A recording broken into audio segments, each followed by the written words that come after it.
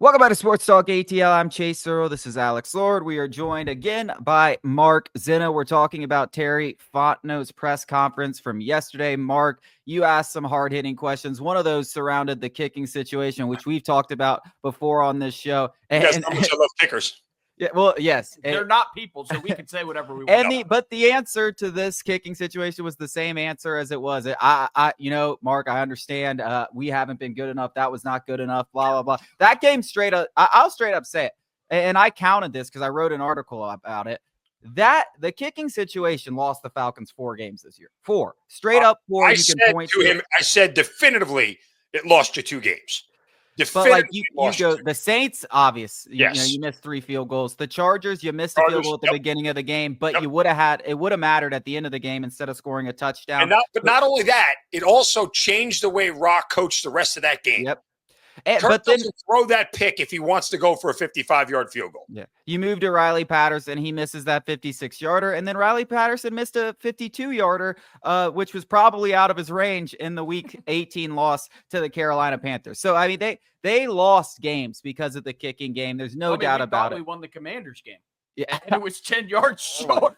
I was screaming. I know we're getting a little off track here, but like the feeling that I had as that ball is just right in the middle of the uprights against the Commanders. And I'm thinking, no way. I mean, 56-yard field goal in the NFL is like a 40-yarder back in the day, right? Like everyone's got that in their pocket. It doesn't even make it to the white line. I said, boom. I was like, and then it just dropped. There's you know what it is, guys? It's that perfect 7-iron that you think like, oh, that's dead on. Oh, that's going. And all of a sudden you see it bounce right in the fringe. You're like, what? You got my favorite line where like I just bomb one and I'm like, oh, that's right at it. And then it's over the green. I'm like, no one hits it farther than me though. So look, I mean, the big thing is, and I mean, I was pretty forthright. I said, look, if Koo was hurt, he should have been put on IR earlier. But I said the same thing to him. I said to Raheem Morris during the season. The drop-off in production was so bad. If it was any other player, he would have been benched or cut. What was the reason for the blind loyalty to a kicker, for crying out loud? So either he should have been put on IR earlier, and then how come you couldn't find a dude that could make a 50-yarder? Like, those are complete GM tasks that he failed on openly, and it cost his team games.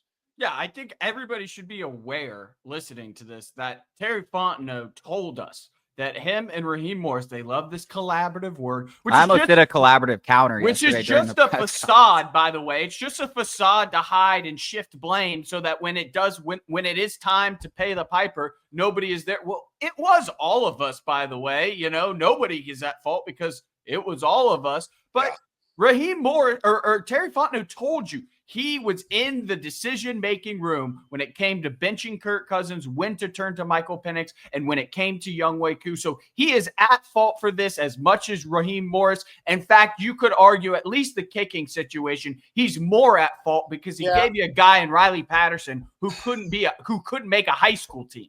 Right. The Riley Patterson addition, the Younghoe Koo decision is obviously bad. I can almost understand it and come to grips with it because of who's Koo's been with the Falcons, and he has some cachet there. He's been a good kicker for a long time. Like, he's made a lot of big kicks. Listen, I understand in your world, no kicker has cachet, but I do get he's at least earned the benefit of the doubt to have a little bit of a leash. There's not a lot of Falcons that do. He won us that Saints game just a couple months ago. How the hell do you go on the streets for a kicker? And I understand there's not a ton of great kickers without jobs. There's not a ton of great kickers. There's not 30 great kickers in the league. But how the hell do you find the only kicker that could be on an NFL roster that can't make a 50-yard field goal? Not make a 50-yard field goal. Kick it 50 yards. He can't attempt a 50-yard field goal. That is stuff that in the kicker's position has changed a ton over the years. But these days, there are guys out there on the streets that are making 56, 57, 58 yarders. Like, go right next door to Atlanta United and grab one of those guys. They could kick it 50 yards. They might not go in, but they could kick it 50 yards. I mean, we could go back to the Michael Kanan and was it Elam? Was Elam the old kicker we had about 10 years ago? We did the two, Jason, I believe. We did the two kicker thing about a decade ago. We had a guy that could kick under 50 yards, and then we had Michael Kanan who did our kickoffs and kicked over 50 yards. Right. I was like, the Falcons could have done that. They could have done that. I forgot about that. God, I mean, Look, even when you try and give this organization, benefit of the doubt, some grace, they remind you, no, we don't deserve it. I mean, here's the bigger thing, right? And this is kind of to your point about the collaborative effort thing. And I will take a little bit of a shot at the Falcons and Raheem. The fact that he was only there for 30 minutes yesterday was BS. It's complete BS. The guy speaks twice a year. You got to give us more than 30 minutes, right? Like that. He looked out of practice. I did not appreciate the fact that they did that. And literally, I looked at when he said we got time for one more. I looked at I'm like 29 minutes. You got to be kidding me. Like that's because one of the questions I really wanted to ask is what we have discussed in this show and what you were just alluding to. I wanted to say to him, Terry, who the hell is in charge? How come the buck never stops with one person? Why is everything a collaborative? It should not be a process and a collaborative decision to call a timeout. It should not be a process for you as the GM to decide, I don't want this guy on my roster anymore. Coach, I'm making the call. You live with it. That's why we have a pecking order. That's why we have a chain of command. I have a boss. My boss is a boss. And until we get to owner, everyone's got a boss. Well, listen, that's not necessarily, yes, while I do agree with you, let's, have some defined roles. Let's, the totem pole has to, start somewhere and end somewhere. It's not a totem pole. It's a job of the hut. It's just a big mound. Collaborative efforts do work. It is a proven, Los Angeles is the best where Les Snead and Sean McVay, but they obviously have their defined roles. It hasn't worked in Atlanta yet, and it's not even close. We're not banging on the door of a Super Bowl. Like, we're not even close. I say the same thing all the time. Like, I'm a process over results guy. Always have been, always will be.